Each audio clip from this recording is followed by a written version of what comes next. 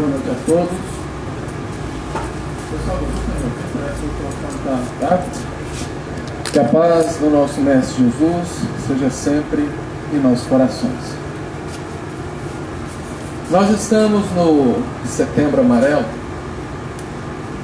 e eu sempre falo que é lamentável, porque falar sobre suicídio não deveria estar limitado a apenas um mês do ano. Falar sobre suicídio deveria ser uma campanha permanente, por conta da gravidade que é esse ato, em alguns casos, desesperador. No entanto, eu acho que se faz necessário que observemos o mês e abordemos o tema.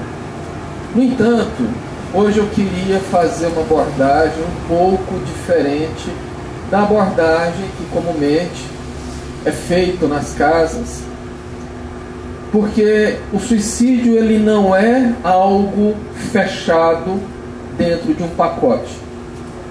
Ele é um leque de opções cujo leque tem uma parte muito importante que grande número das pessoas estão caminhando para ela e quase ninguém se dá conta disso.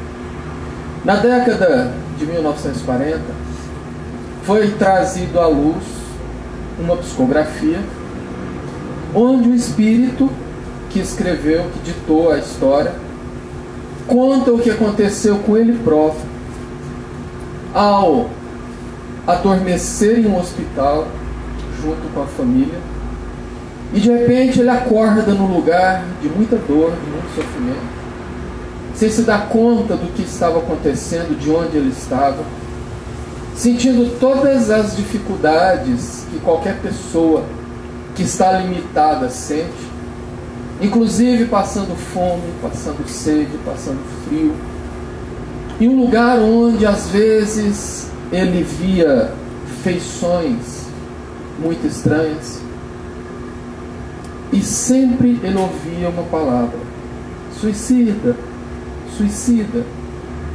E quando ele ouvia aquela palavra, ele sentia que estavam acusando ele de ser um suicida. Mas ele se recordava que ele não saiu da vida porque ele queria. Naquele ponto ele já tinha noção que a vida física havia terminado, mas ele também tinha noção que ele não queria ter morrido. E ele se recordava de estar no hospital e junto com a família quando tudo se apagou. E ele então se recusava a aceitar aquela peste do suicida. O período que ele ficou lá foi de mais ou menos 8 anos. Até que um belo dia, cansado daquela situação, de não ver saída para o que ele passava, ele resolveu, pasme, orar. E quando ele orou, ele viu do lado dele a presença de um espírito altamente iluminado, que o recebeu e providenciou o resgate dele para o hospital no plano espiritual. Esse espírito se chama André Luiz. E essa história está no livro Nosso Lar. André Luiz narra que depois que ele foi guindado para esse hospital, ele teve um atendimento. E nesse atendimento, o enfermeiro Lísias, observando ainda os resquícios do câncer intestinal que tinha tirado a vida dele, comentou que era lamentável ver que ele tinha chegado ali através do suicídio. Ele então refutou na hora: jamais. Já não basta o pessoal onde eu estava ficar me chamando de suicida, você também? Aí Lísias foi explicar para ele o que acontecia. André, suicida não é só aquele que deliberadamente se mata. Não é só aquele que quer ceifar a vida e promove uma ação atentando sobre a existência. Suicida é também aquele que põe término na vida através de ações que podem ser ações cotidianas. Ele não falou com essas palavras são minhas, eu estou traduzindo o que ele falou.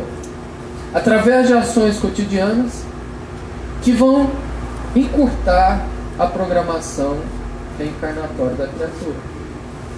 E o pior, André, é a quantidade de pessoas que chega do lado de cá todos os dias na condição de suicida inconsciente. Esse é o ponto. Suicídio inconsciente. E aí nós vamos então pesquisar, estudar o que a literatura espírita fala sobre essa questão do suicídio inconsciente. E descobrimos que, como Lísias falou para André, todas as ações que nós promovemos que atente contra a nossa saúde é uma possibilidade de suicídio. Para que a gente possa entender, vamos a exemplos. Eu estava aqui há pouco estacionando e de repente eu ouço um barulho estrondoso, porque agora é moda, moto sem escapamento na cidade, ninguém faz nada contra isso. Aí vem um rapaz em alta velocidade nessa rua estreita, com uma casa de festas aqui em frente, com 2 centros funcionando um de frente para o outro, com pessoas, crianças transitando. Ele atravessa em alta velocidade, com farol apagado, confiando no barulho da moto. Usa o barulho da moto como farol, como buzina e às vezes como freio. E aí eu fiquei pensando, não vamos falar do risco de ele causar um acidente, atropelar uma pessoa. Vamos falar no caso de ele se matar fazendo isso. Ele queria se matar? Obviamente não. Mas se matou. Ele é guindado ao plano espiritual como suicídio inconsciente. Uma pessoa, e aqui eu sei que ninguém faz isso, que leva uma vida, digamos, comum, entre aspas, uma vida como a maioria das pessoas fazem. Toma sua cervejinha, ou fuma o seu cigarrinho, ou come comida muito gordurosa, ou come muito doce, ou não pratica exercício nenhum, ou. Ela está cuidando bem do organismo? Ela está manutenindo essa máquina abençoada que Deus nos proporcionou para a gente singrar a estrada da reencarnação? Naturalmente não. Buda diz que quando nós levamos uma vida normal, é como se eu acendesse uma vela e ela então começa a queimar. A queima dessa vela simboliza a queima do fluido vital, a passagem dos anos. E dentro daquela programação para a qual a quantidade de cera da vela permite com que ela fique acesa, seria a nossa vida normal, natural. Mas se eu pego essa vela e acendo ela dos 2 lados, eu vou ter um encurtamento do meu tempo. E ele diz que acender a vela dos 2 lados é tomar essas atitudes que todo mundo toma. Isso é tão sério, que mesmo quando nós falamos, mesmo quando a literatura espírita demonstra, mesmo quando espíritos voltam através de reuniões mediúnicas, dando o seu próprio testemunho, a maioria das pessoas não se dão conta. Muitos sabem e não dão nenhum passo na vida para mudar. Por quê? Porque sabem, mas não têm consciência. E esse é um problema sério. Porque aqueles que não têm consciência, mas que sabem, se encaixam na fala de Jesus quando ele disse que muito será pedido àquele a quem muito foi dado. Muito nos é dado pelas nossas instruções, pelo conhecimento e pela oportunidade que nós temos de entender e ter acesso a essa verdade. No entanto, as pessoas não fazem nada por isso. É por isso que nós precisamos falar muito sobre o suicídio inconsciente. Nós precisamos falar sobre o suicídio de maneira geral. Mas aqui eu faço um adendo. Nós que temos o conhecimento da realidade do suicídio, precisamos ter muito tato, muita sensibilidade na hora de pegar o microfone e falar. Não é chegar na frente e começar a contar e narrar como está o que acontece com o suicida, porque nós temos na audiência pessoas que tiveram seus entes queridos ceifados pelo suicídio, e não é consolador falar esse tipo de coisa, mas é preciso que nós trabalhemos para evitar que o suicídio aconteça. Porque independente da condição dos suicidas, nós temos que entender que lá em cima existe um espírito puro que comanda toda essa barca e que tem outros espíritos puros a seu comando, trabalhando no resgate de todos os sofredores. Esse espírito é Jesus, e a sua coorte de anjos cuidam desses que sofrem, porque nenhum sofrimento é eterno, tudo tem um prazo para terminar. E posto o termo do sofrimento, serão recebidos, serão resgatados, serão socorridos e terão suas novas oportunidades. Porque quem já foi, nós precisamos trabalhar para que não vá mais pessoas. E aqui entra outro ponto delicado, porque existe uma lenda, vou colocar assim, principalmente no meio espírita, e assim, de maneira muito lamentável. Eu ouvi dias atrás uma pessoa que eu julgava muito estudiosa afirmar que essa lenda é verdade, dizendo que nós não devemos falar de suicídio. Isso não é o pior. Eu já vi palestrante em outras cidades falando que nós não devemos fazer orações para suicidas, principalmente dentro de casa, pelo risco de atrair o suicida para dentro de casa. Isso é de um absurdo que beira a crueldade. Porque na realidade isso demonstra um desconhecimento do que acontece na verdade. Precisamos entender que Deus é amor. E Deus, sendo amor, Ele sabe aplicar as suas leis a fim de melhorar a nossa condição. Emmanuel diz que quando nós fazemos prece para um suicida, todos, em qualquer parte do mundo, recebem aquela oração através das energias emanadas e carreadas pelo fluido cósmico. Então fazer oração por suicidas é uma caridade. E raramente eu vejo nas orações iniciais ou finais de centros aquele que está fazendo a oração pedir pelos suicidas. Portanto, não é nenhum problema nós orarmos por eles. O outro ponto é que não devemos falar sobre o assunto. É uma falácia. Por quê? Isso vem desde o século XVII, quando um escritor chamado Goethe escreveu o livro intitulado As Memórias do Jovem Werther. Nesse livro, esse jovem se apaixona e, não tendo o amor correspondido, ele se mata. E o governo observa que quando esse best-seller, porque foi um livro que vendeu muito, saiu, começou a acontecer suicídios muito semelhantes àquele descrito pelo personagem. Ali nasce o que eles chamavam de efeito mimético, ou seja, o efeito das pessoas imitarem.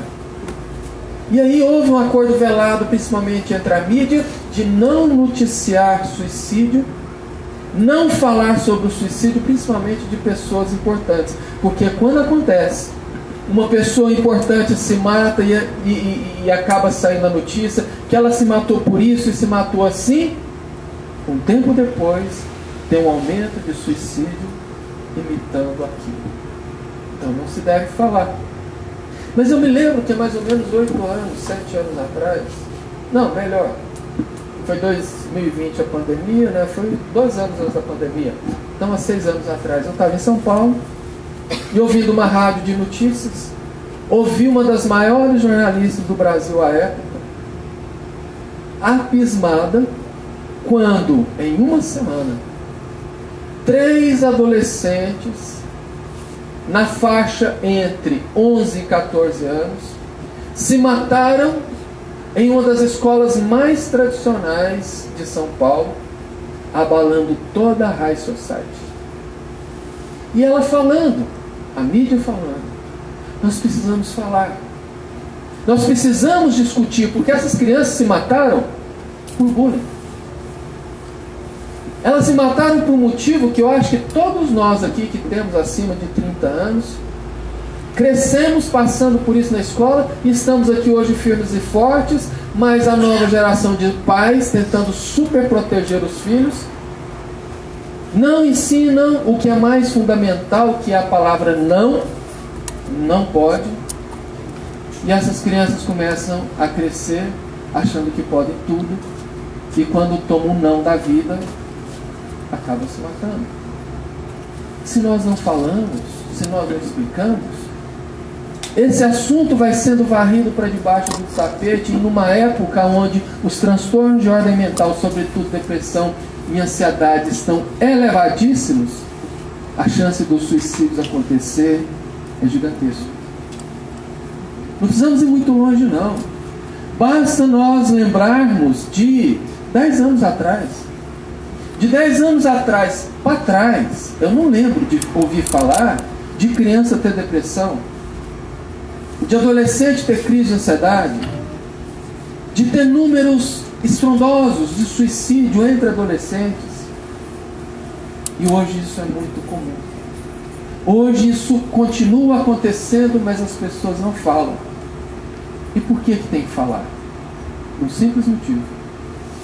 Lá na década de 1980, quando a AIDS assustou o mundo, e as pessoas começaram a morrer de AIDS como frutas despencando de árvores, a primeira coisa que os governos do mundo fizeram foram campanhas orientativas, campanhas esclarecedoras, e o número de AIDS decresceu.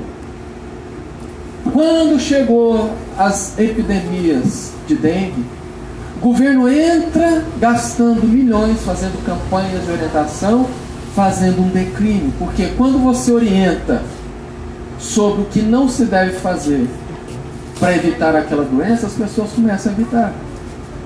Quando o número de acidentes, de mortes em acidentes estava alarmante, principalmente no começo da década de 2000, e estava entre as 5 maiores causas de mortes no país, campanhas de esclarecimentos foram feitas e esse número caiu. Por quê? Porque as pessoas falaram sobre.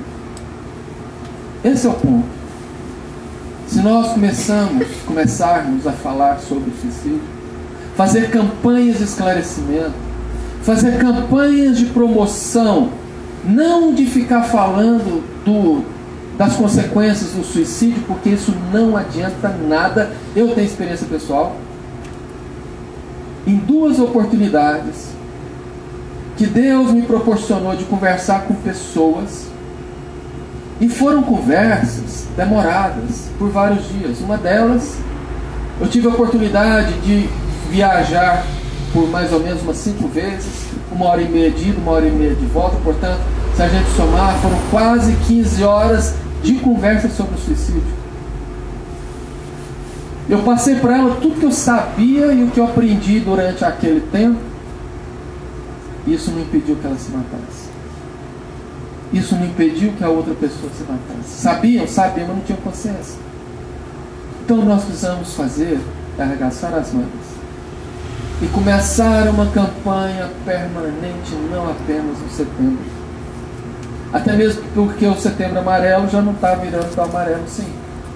Por 2 anos consecutivos, eles adiantaram um pouco o outubro rosa, invadindo o espaço do setembro amarelo, e as pessoas pararam de falar do suicídio para falar do câncer. E aqui fica então o meu pedido, para que a gente comece a esclarecer, a falar. Porque é muito mais importante fazermos isso do que termos que fazer depois com muita dor, porque o suicídio bateu as portas da nossa família. Que nós tenhamos um excelente resto de semana. Que Jesus abençoe. Obrigado.